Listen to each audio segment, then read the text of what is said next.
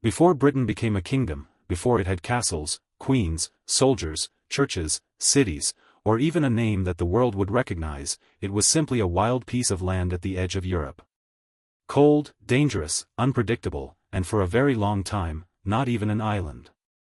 That is the strange part most people forget. Britain did not begin as the proud island nation we imagine today.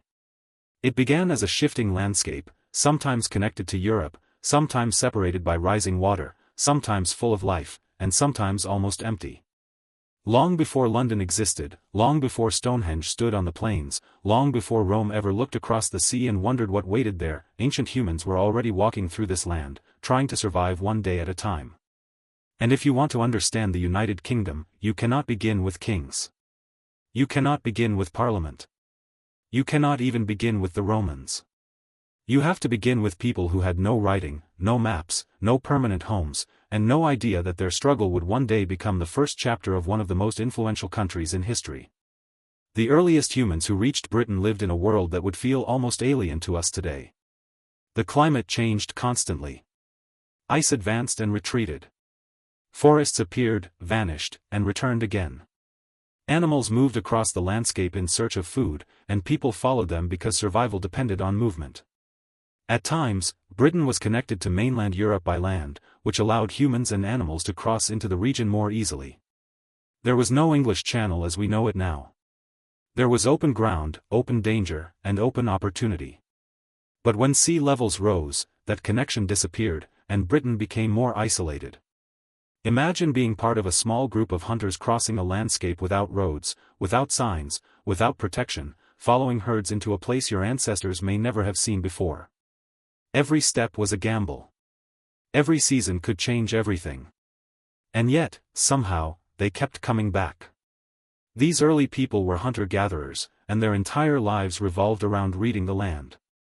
They hunted wild animals, gathered plants when they could, scavenged when they had to, and defended themselves against predators that made daily life genuinely dangerous. Wolves and bears were not stories for children. They were real threats. Hunger was not an inconvenience. It was a constant shadow. An injury that today would require a quick visit to a doctor could become life-ending. There were no hospitals, no farms, no stored grain, and no rescue if things went wrong. The group had to understand the seasons, the movement of animals, the location of useful stone, the safest places to rest, and the dangers hidden in the landscape. Their intelligence was not measured by books or buildings. It was measured by whether they could stay alive until morning. The clearest evidence they left behind comes from tools. Stone hand axes, sharp flakes, and carved edges have been discovered across ancient British sites. To modern eyes, these objects may seem simple, but they were revolutionary. A stone tool could cut meat, scrape hides, shape wood, and prepare food. It turned the human hand into something far more powerful. And what makes these tools even more interesting is where they are found. In some places, archaeologists have discovered large numbers of them together, suggesting that ancient groups returned to certain locations again and again. They were not simply wandering without thought. They knew where useful stone could be found. They knew where animals might pass. They knew where the land could support them, at least for a while. That means even in deep prehistory, Britain was already being mapped in human memory. One of the most remarkable discoveries from this early world is the evidence of wooden spears found in Essex, believed to be hundreds of thousands of years old. That may not sound dramatic at first, but it is extraordinary. Wood usually disappears over time. It rots, breaks down, and vanishes. So when something wooden survives from such a distant past, it gives us a rare glimpse into how capable these early humans really were. They were not helpless creatures waiting for civilization to rescue them. They were planners, hunters, tool makers, survivors. A spear meant patience. It meant design. It meant understanding the animal you were hunting and the material you were shaping. It meant the mind was already doing what human minds have always done best, turning a problem into a tool. But Britain was never an easy home. During the Ice Age, the land became brutal. Cold spread across Europe. Food became harder to find. Plants disappeared from many areas. Animals migrated. The people who lived there had to make an impossible choice again and again. Stay and risk starvation, or leave and search for better conditions elsewhere. At certain points, Britain may have been nearly empty of human life. Then, when the climate warmed, people returned. That rhythm is important. Britain was not settled once in a neat, simple story. It was entered, abandoned, and rediscovered many times. Human history here did not move in a straight line. It moved like the tide.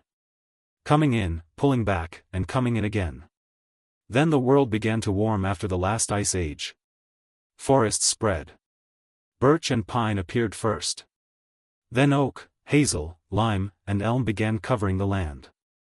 The environment changed, and with it, human life changed too.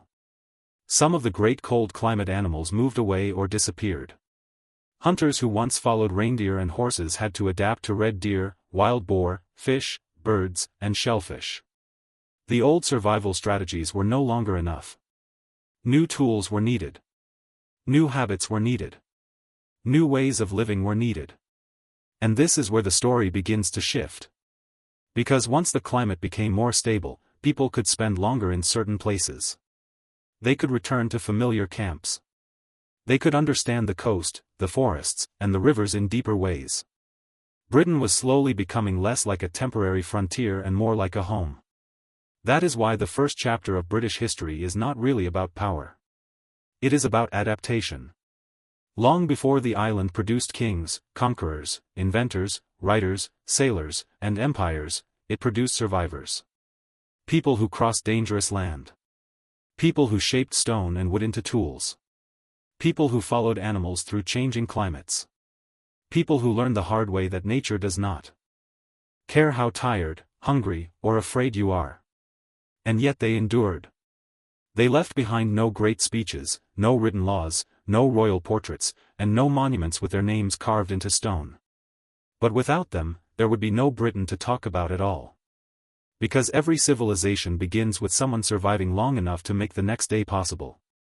And in Britain, that story began in the cold, wild silence of prehistory, where the first people learned how to live on a land that was still deciding what it would become.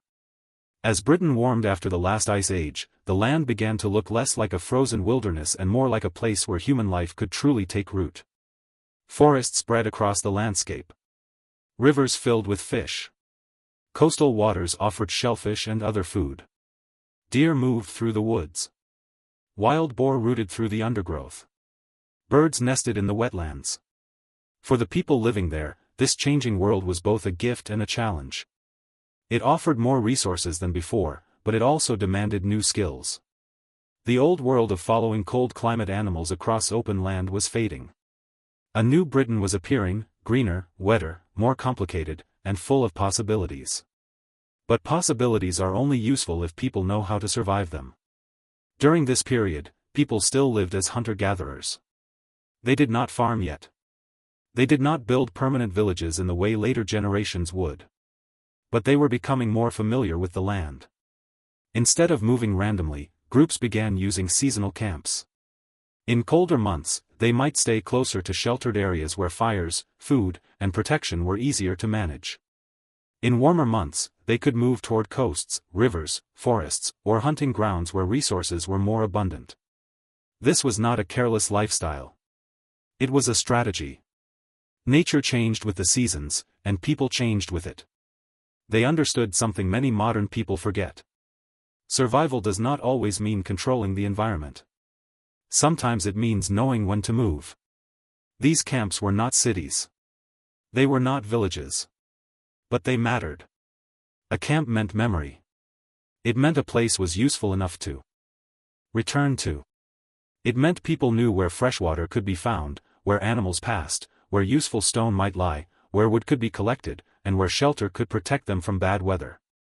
Over time, certain places became part of a mental map passed from one generation to the next. A child born into one of these groups would not inherit land, money, or written history. But they would inherit knowledge. Where to fish. Where to hunt. Which plants were useful.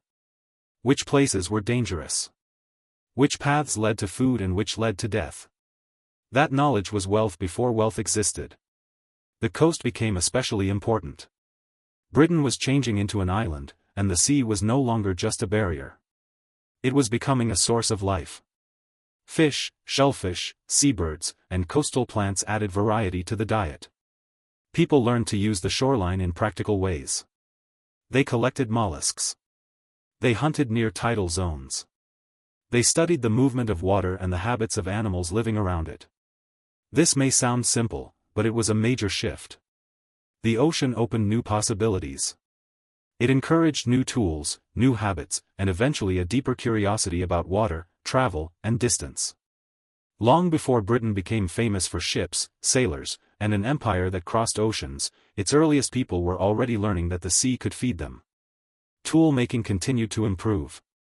Stone was shaped with increasing skill. Smaller and sharper tools became useful for hunting, cutting, scraping, and preparing food.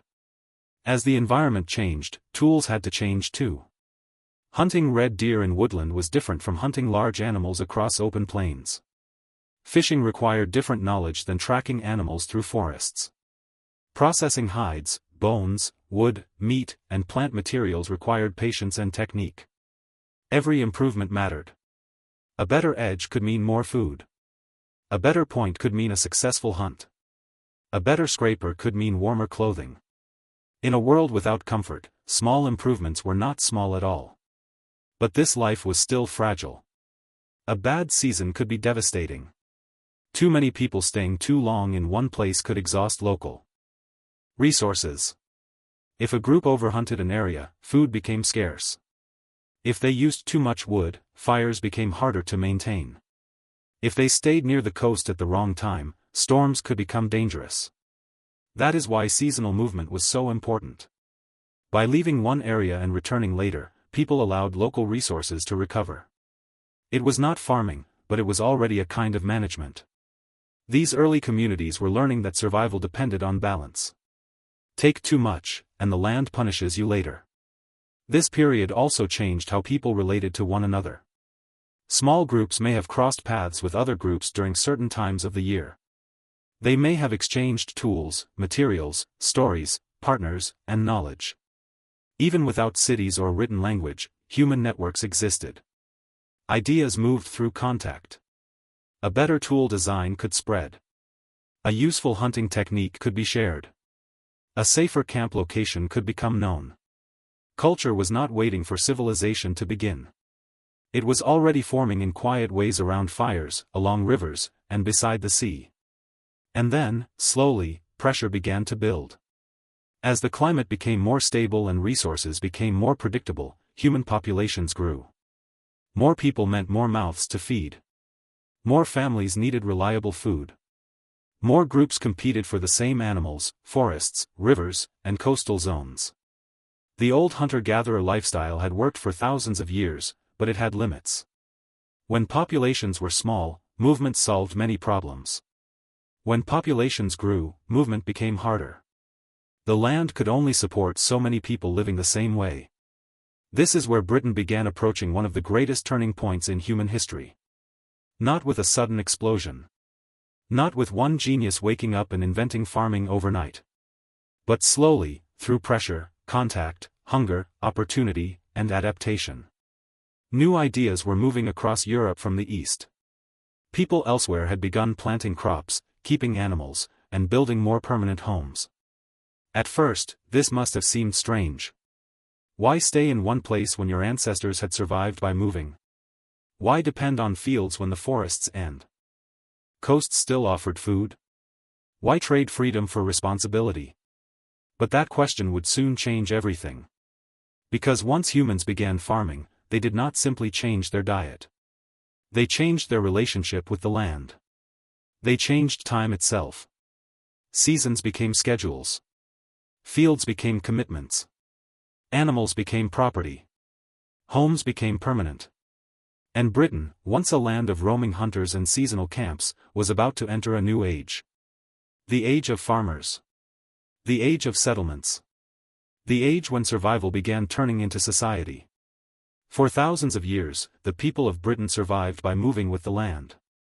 They followed animals, gathered plants, returned to useful camps, and adapted whenever the climate shifted beneath their feet. But eventually, a new idea arrived that would change everything. It did not begin in Britain. It traveled slowly from the east, moving across Europe through contact, migration, trade, and imitation. At first, it may have looked almost foolish.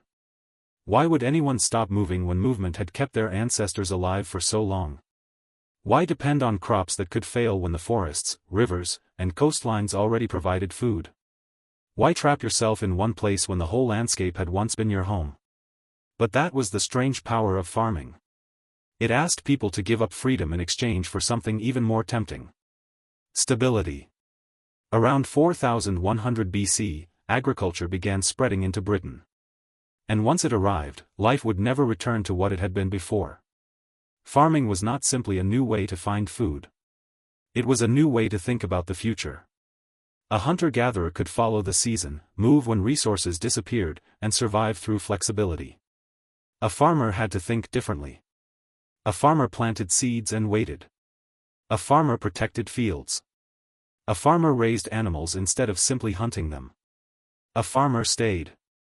That single decision changed the relationship between humans and the land.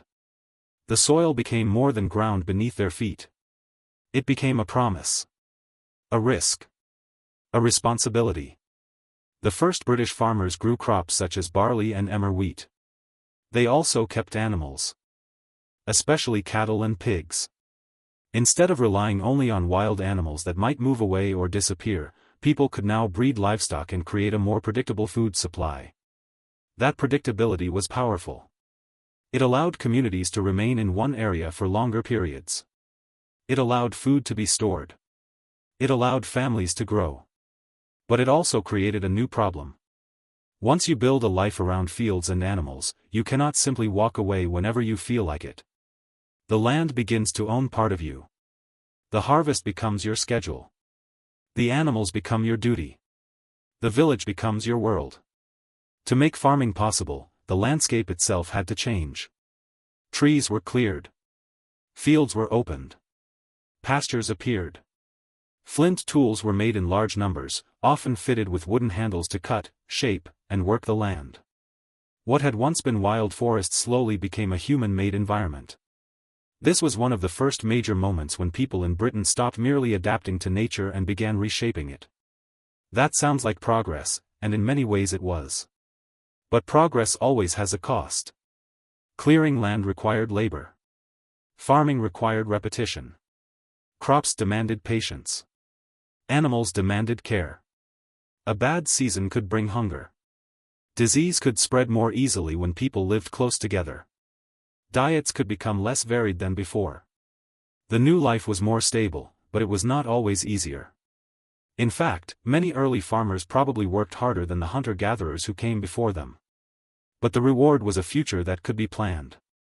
And human beings are drawn to the idea of tomorrow. As people stayed in one place for longer, homes became more important. The first domestic buildings appeared, including long wooden houses built to shelter families, animals, tools, and stored food. These homes were not grand by later standards, but they represented something enormous. Permanence. A shelter that was meant to last. A place that could hold memory. A place where children could be born, grow up, and learn the rhythms of the same land their parents worked. For the first time, identity began attaching itself more strongly to location. People were no longer just moving through Britain. They were beginning to belong to parts of it. And once people belonged to land, social life changed. If crops could be grown, they could be stored. If animals could be raised, they could be counted. If land could be cleared, it could be claimed. This did not create kingdoms yet, but it planted the earliest seeds of inequality, ownership, and conflict. Some families may have controlled better land. Some groups may have possessed more animals. Some communities may have had stronger connections with neighboring groups. Slowly, Britain was becoming more organized, but also more complicated. With settlement came memory. With memory came tradition. And with tradition came the need to honor the dead. That is why this period also saw the construction of long barrows, large burial structures where communities placed and remembered their dead. These were not just graves. They were statements. They told the living that ancestors mattered. They connected people to place. They suggested that the land did not only belong to those currently working it, but also to those who had come before. In a world without written records, monuments became memory made visible. Imagine standing near one of these early burial sites thousands of years ago. Around you are fields, animals, wooden homes, smoke rising from fires, and people whose lives are tied to this place in ways their hunter-gatherer ancestors might not have understood. Beneath the earth are the dead. Above it are the living. Between them is a new idea taking shape. Community. This was the quiet revolution that farming brought to Britain. It did not arrive with armies or kings. It arrived with seeds, animals, tools, houses, and graves. It taught people to wait, to build, to plan, and to remember. But once people learned to build for the living and honor the dead, they began imagining something even larger. Monuments. Sacred places. Landscapes shaped not just for survival, but for meaning. And soon, across Britain, people would begin raising structures so mysterious that thousands of years later, we are still asking the same question. Why did they build them? Once farming took root in Britain, people no longer saw the land the same way. For the hunter-gatherers before them, the landscape had been something to move through. A forest was a place to hunt. A river was a place to drink. A coast was a place to gather food. But for farmers, land became something deeper. It became home. It became inheritance. It became memory. And once people began staying in one place long enough to bury their dead, raise children, and watch seasons return year after year, they started asking a new kind of question. Not just how do we survive here, but what does this place mean? That question changed Britain forever. Across the countryside, communities began shaping the land in ways that went far beyond practical survival. They built structures that required planning, labor, cooperation, and belief. Some were connected to the dead. Some may have marked gatherings. Some may have followed the movement of the sun or moon. Some still confuse archaeologists today. And that is what makes this period so fascinating. These people had no metal tools, no written language, no wheels in the modern sense, and no machines. Yet they created monuments that still dominate the British landscape thousands of years later. One of the earliest signs of this new relationship with place was the long barrow. At first glance, a long barrow might seem like nothing more than a burial mound. But it was much more than that. It was a memory chamber. A statement that the dead still belonged to the community. A way of saying that ancestors were not simply gone. They remained part of the land. Inside these structures, human remains were placed, arranged, revisited, and remembered. This tells us something important. Neolithic people were not only thinking about food, shelter, and survival. They were thinking about time.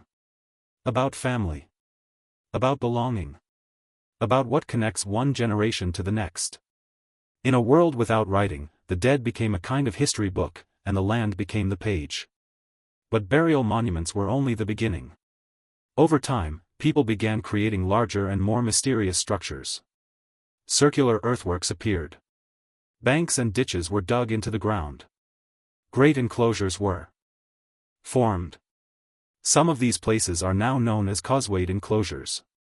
Others became part of a wider world of ritual landscapes. These were not casual projects. They required effort from many people. Trees had to be cleared. Earth had to be moved. Ditches had to be dug. Paths had to be planned. And the strangest thing is this. Many of these monuments do not seem designed for simple defense. If you wanted protection from enemies, you would usually place ditches outside the banks. But in some henges, the ditch was inside. That means the structure was probably not a fortress. It was something symbolic. Something social. Something spiritual. Something we can still see, but not fully understand. And then there is Stonehenge. Even today, Stonehenge feels different. You can look at photographs of it 100 times and still understand why people are drawn to it. Massive stones standing in a wide open landscape. Silent. Heavy. Deliberate. Like a message from a world that refused to explain itself clearly. Built in stages over many centuries, Stonehenge was not the work of one person or one generation. It was a long project, inherited and reshaped by communities over time. That alone is astonishing. Imagine starting a construction project knowing you might never see it completed. Imagine moving enormous stones without modern machines. Imagine organizing labor, food, planning, and belief across generations. Whatever Stonehenge meant to its builders, it mattered enough for them to keep returning to it. Some researchers believe Stonehenge was connected to astronomical observation, especially the movement of the sun. Others see it as a ritual center, a place of gathering, healing, death, or ceremony. Maybe it was all of these things at different times. Maybe its meaning changed as the people changed. That is the difficult truth about prehistory. The stones remain, but the voices are gone. We can measure the alignment. We can study the tools. We can examine the bones. But we cannot sit beside the builders and ask them what they believed. So Stonehenge remains both a monument and a mystery. And mysteries are powerful because they remind us that ancient people were not simple. They were not just trying to survive. They looked at the sky. They honored the dead. They organized communities. They built places that turned ordinary land into sacred land. Around the same time, everyday objects were also changing. Pottery became more refined. Early rounded bowls slowly gave way to flatter-based pots, often decorated with marks made before the clay fully dried. These pots held food, drink, dairy products, stews, and possibly beer. That detail may sound small, but it matters. A pot is not just a container. It is evidence of domestic life. It tells us people were storing, preparing, sharing, and planning. The world was becoming more settled, more social, and more layered. Tools also continued evolving. Arrowheads changed shape. Some were designed for better flight. Others became easier to attach to shafts. These changes suggest not only technical improvement, but also exchange between communities. People were learning from one another. Design spread. Skills improved.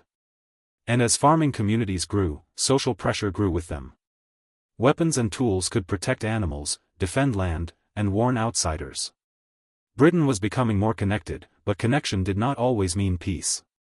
By the end of the Neolithic period, the foundations of society had changed completely. People farmed. Built homes. Honored ancestors. Created monuments. Decorated pottery. Managed animals. Shared knowledge. Claimed space. And looked toward the sky with questions we are still trying to decode. The island was no longer just a place where people survived. It had become a landscape of memory and meaning. But another transformation was approaching. One that would change tools, status, trade, conflict, and power. Stone had carried humanity this far. Now metal was about to arrive. And with it, Britain would enter the Bronze Age. For thousands of years, stone had carried the people of Britain through survival, settlement, farming, and monument building. Stone cut their food. Stone shaped their wood. Stone helped clear their fields. Stone tipped their arrows. Stone built the foundation of their world. But eventually, a new material arrived that changed how people worked. Traded, fought, and imagined power. Metal. And once metal entered Britain, society began to feel different. Not overnight. Not like a sudden thunderclap across the island. But slowly, through objects, trade, status, and skill. The Bronze Age began in Britain around 2200 BC, and with it came a new kind of possibility. For the first time, tools and weapons were not only chipped from stone or shaped from bone and wood. They could be cast. Melted. Molded. Designed. Repeated. Improved. This was not just a technical upgrade. It was a shift in imagination. If stone taught humans how to survive, bronze taught them how to specialize. Bronze itself was not simple. It required copper and tin, and that mattered because these materials were not equally available everywhere. Tin was scarce in much of Europe, and copper had to be mined, transported, and worked by people who knew what they were doing. That meant bronze connected communities across distance. A farmer could grow food in one place, but a bronze maker depended on networks. Mines. Traders. craftsmen, exchanges, routes, trust, competition. Suddenly, some people had access to materials that others did not. And when certain materials become rare, they become valuable. When they become valuable, they become powerful.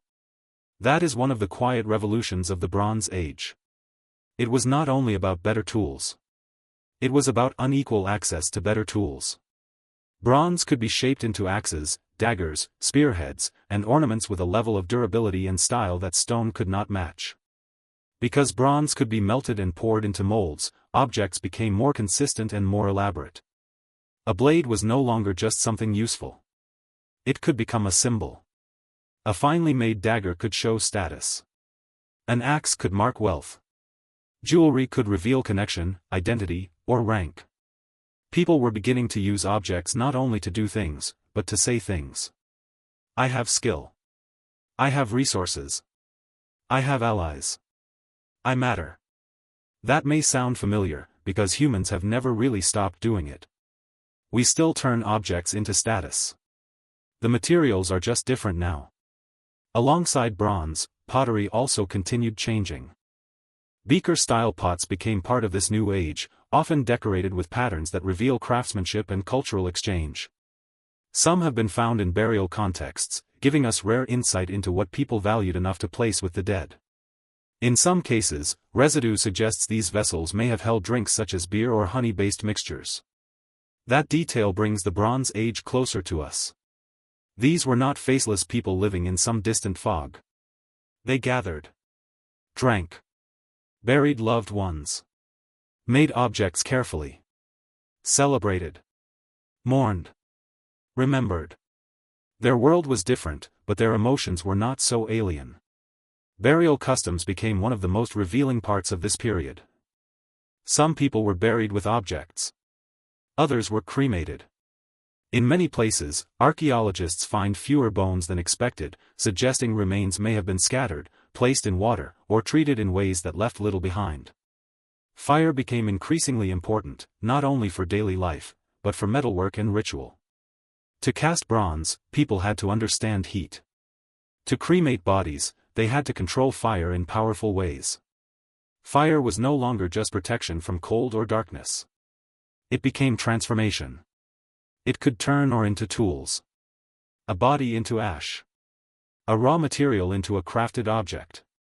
The Bronze Age was, in many ways, an age of transformation by flame. As metalworking improved, weapons also changed. Early daggers grew longer. Over time, longer blades appeared, some of them among the first swords made in Britain. This tells us something uncomfortable. As societies became more settled, more organized, and more connected, conflict did not disappear. If anything, the stakes became higher. Land mattered. Livestock mattered. Metal mattered. Trade mattered. And when valuable things exist, people protect them. Weapons became more varied. Shields appeared. Some objects show damage that suggests real use, while others may have been deliberately broken before being deposited in hoards. Why break a valuable weapon? Maybe as a ritual offering. Maybe to prevent others from using it. Maybe to mark power by destroying what others desired. We cannot know for certain, but the mystery itself is useful. It reminds us that Bronze Age people lived in a world where practical survival and spiritual meaning often overlapped. Land boundaries also became more visible during this age. Fields, livestock pens, and claimed territories became increasingly important. Farming was no longer a new experiment. It was the foundation of life. Families and communities invested labor into land, and that made ownership more serious. A pasture was not just grass. It was food, wealth, and future security. A herd of cattle was not just meat. It was status, survival, and inheritance. As certain families gained more control over land and resources, society likely became more unequal. The roots of social hierarchy grew deeper. Britain was still far from castles and kings, but the ingredients of power were beginning to gather. Mining became especially important. Sites such as Great Orme in Wales show just how advanced Bronze Age extraction could become. People dug into the earth for copper ore, creating mining systems that required planning, labor, and technical knowledge. Imagine entering a mine thousands of years ago with limited light, basic tools, and no modern safety. Every piece of ore carried risk. But that risk fed a larger world of production and exchange. Metal moved. Tools moved. Ideas moved. Britain was no longer just a collection of farming communities. It was part of a wider network of materials and influence. Then nature changed again. Around 1000 BC, climate conditions worsened in parts of Britain. Some areas became colder. Others became wetter and boggier. Places that once supported crops became harder to farm. Communities had to adapt, just as their ancestors had done since the Ice Age. Some moved. Some shifted toward raising livestock. Others built walkways and raised settlements over wet ground. Strange as it sounds, these difficult environments preserved objects that would otherwise have vanished.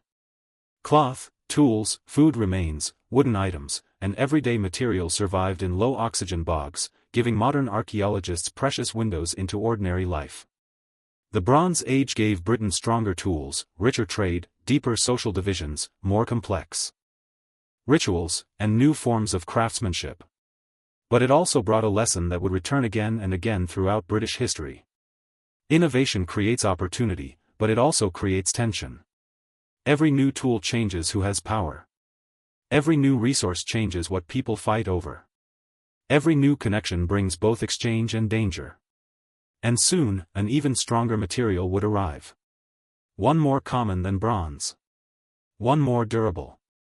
One that would reshape farming, warfare, settlements, and identity across the island. The age of bronze was fading. The age of iron was about to begin. Stone had shaped the first age of survival. Bronze had transformed tools, trade, weapons, and status. But Britain was not finished changing.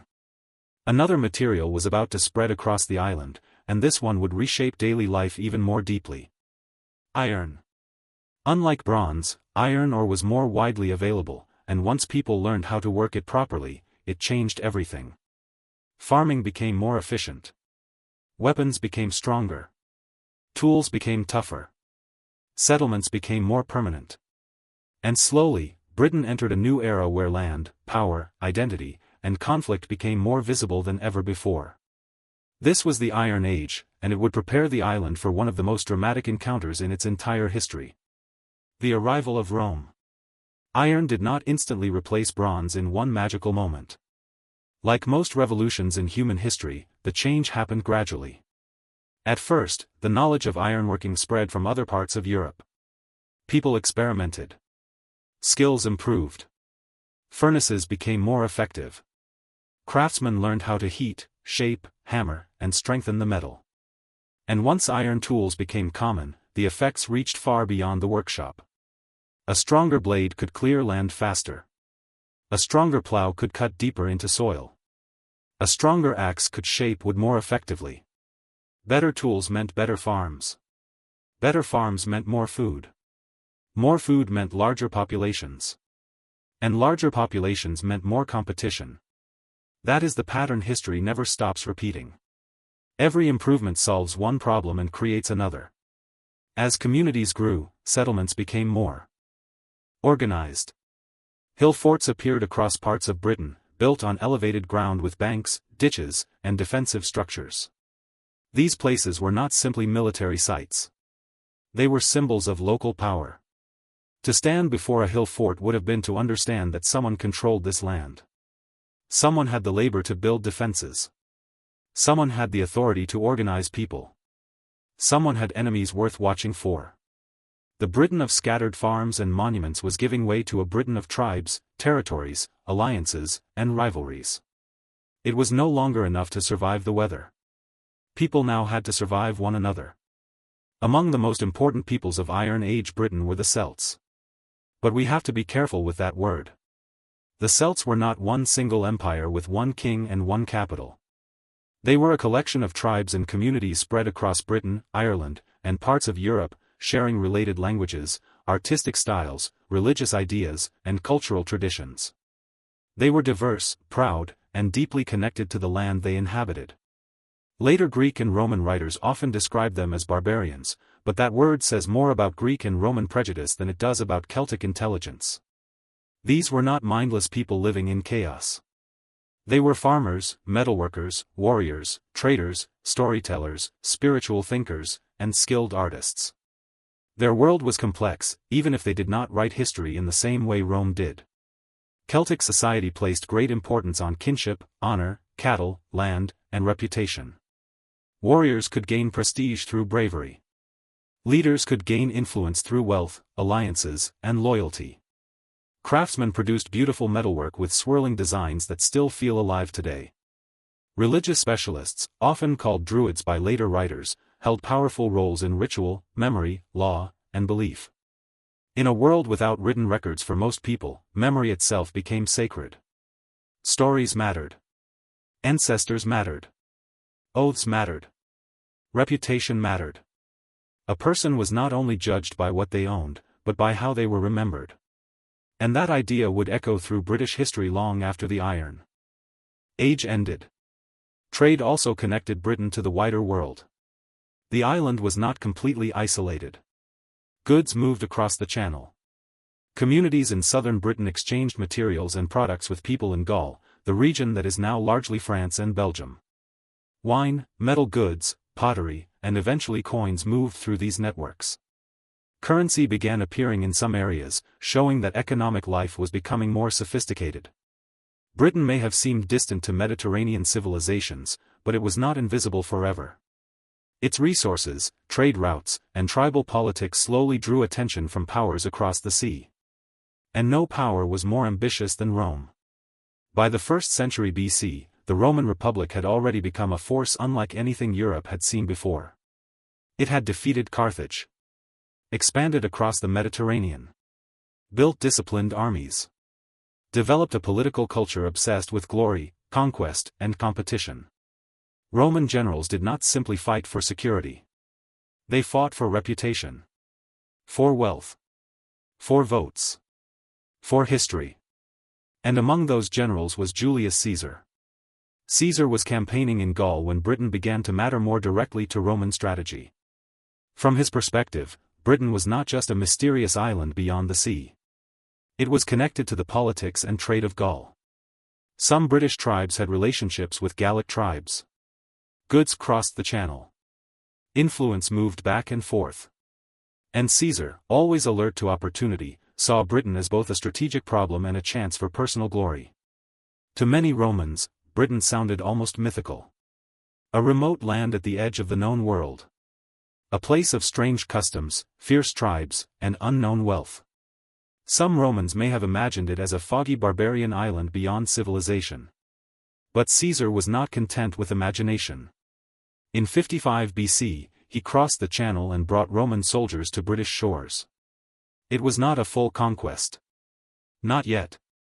The expedition was difficult, risky, and far from the clean victory Rome preferred to remember. The sea was dangerous. The landing was challenging. The Britons resisted fiercely. Caesar returned again in 54 BC with a larger force, but even then, Rome did not fully take the island. He secured agreements, gathered prestige, and returned to the continent. Britain had been touched by Rome, but not yet swallowed by it. Still, something important had changed. The island was no longer a distant rumor. Rome had seen it. Roman soldiers had stepped onto its beaches. Roman politicians had heard its name. And once Rome noticed a place, history rarely left that place alone. For the Celtic peoples of Britain, life continued after Caesar left. Tribes still farmed, traded, fought, negotiated, and honored their traditions. Hill forts still watched over the landscape. Iron tools still cut into soil. Cattle still marked wealth. Stories still passed from mouth to mouth. But beyond the sea, Rome kept growing stronger. The Republic became an empire. Emperors replaced the old political order. Roman ambition did not disappear. It became larger, more organized, and more dangerous. Britain had survived Caesar. But Caesar had only opened the door. Nearly a century later, Roman legions would return under Emperor Claudius, and this time they would not come merely to explore, impress, or negotiate. They would come to conquer. And when they arrived, the story of Britain would enter a new chapter, one of roads, cities, rebellion, occupation, and transformation. The prehistoric world was ending. The age of Roman Britain was about to begin. If you enjoyed this journey through Britain before Rome, make sure to subscribe and continue with the next episode. Because the island that once survived ice, forests, farmers, bronze, iron, and Celtic tribes was about to face the most powerful empire in the ancient world.